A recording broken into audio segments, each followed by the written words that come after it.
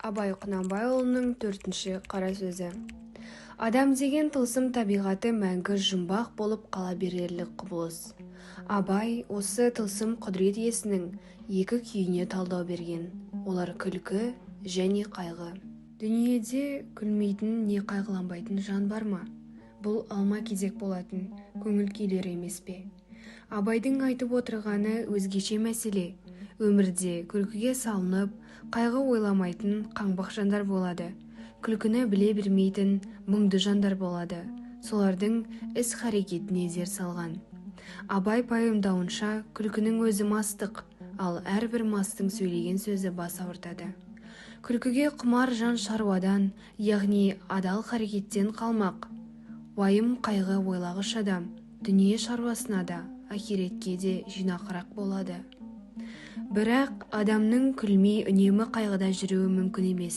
Ондай адам үш құса дертіне душар болмақ.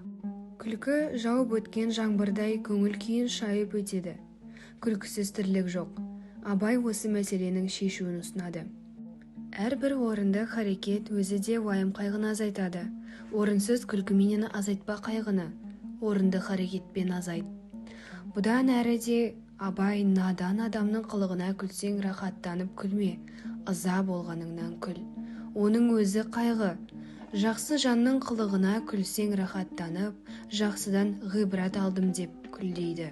Расында, дүниеге жылап келіп өкінішпен өтетін жанның өмірі харекетсіз.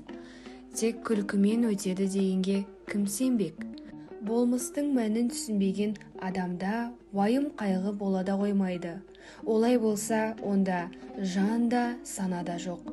Ішкеніне, жегеніне мәз, уыз кеуде. Кейбіреулер ойласа керек, малым бар не болса соны сатып аламын деп. Рас, дүниені сатып алуға, біреуге пара беріп ғаділет жолынан тайдыруға ондай жанның күші жетпек.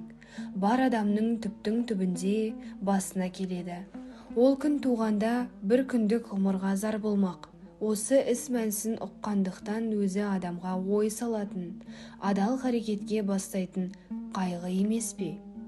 Өлімнен дана қорқытқаш құтылмаған, түсінген адамға өлім қайғы емес, өмір уайым. Осындай жайларды түйіндей келе Абай, әуел Құдайға сыйынып, екінші өз қайратыңа сүйеніп, еңбегіңді сау еңбек қылсаң, қара жер де береді, құр тастамайды дейді.